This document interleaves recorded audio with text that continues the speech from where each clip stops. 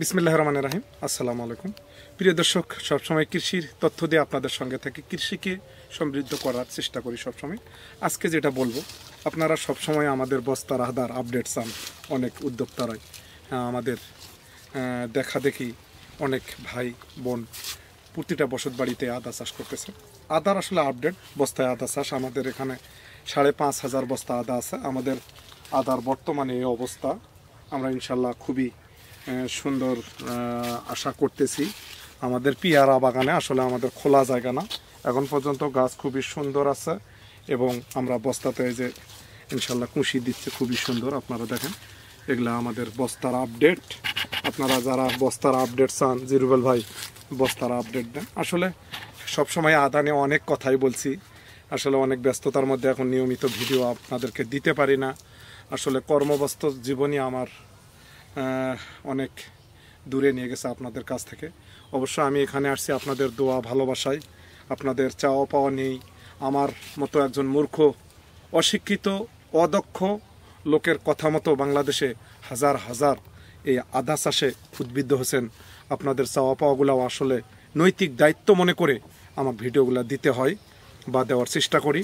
আর আপনারা, আমি যেটুকুই বুঝি, যেটুকুই জানি, এইটুকুই আপনাদেরকে দেই। এই যে আমাদের আদার অবস্থা আপনারা দেখতেছেন, গোটা জমিতে একইভাবে ইনশাল্লাহ আছে। আমরা খুবই সুন্দর আশা করতেছি যে বস্তাতেও ভালো করব এবং পাশাপাশি আমরা নেটিং পদ্ধতিটা নিয়েও কাজ করতেছি।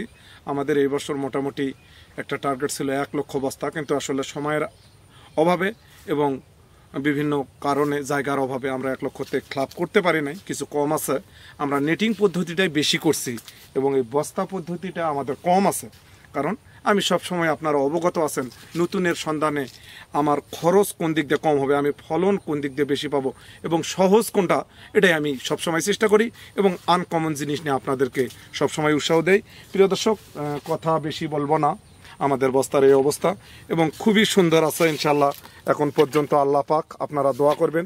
আমাদের আধুনিক কৃষি ফার্ম জনকল্যাণে অসহায়দের এই অর্থ এই আদা থেকে, বিভিন্নভাবে এই পেয়ারা থেকে আসলে আসে, এটাকে আল্লাহ হেফাজত করে। আর একটা কথা বলবই, না বললেই নয়, আমাদের অন্তরের খবর। আদা আমি যখন এই আদা এখানে লাগাছি, সেদিন পৃথিবীর কেউ না জানলে আমার আল্লাহ আর এই উদ্ভিদ জানে যে আমার আসলে উদ্দেশ্য কি। আপনারা কৃষিতে সফল হলে মন মানসিকতা, আপনার উদ্দেশ্য, আপনার চাওয়া পাওয়াগুলো যদি সঠিক থাকে, তাহলে আপনাকে আল্লাহর নিয়ামত দেবে। প্রতিটা মানুষই আল্লাহর সাথে সম্পৃক্ত। আল্লাহর কাছে চাওয়া পাওয়া, নিজের চেষ্টা যদি এগুলা ঠিক থাকে, তাহলে আপনি আল্লাহর নিয়ামত পাবেন।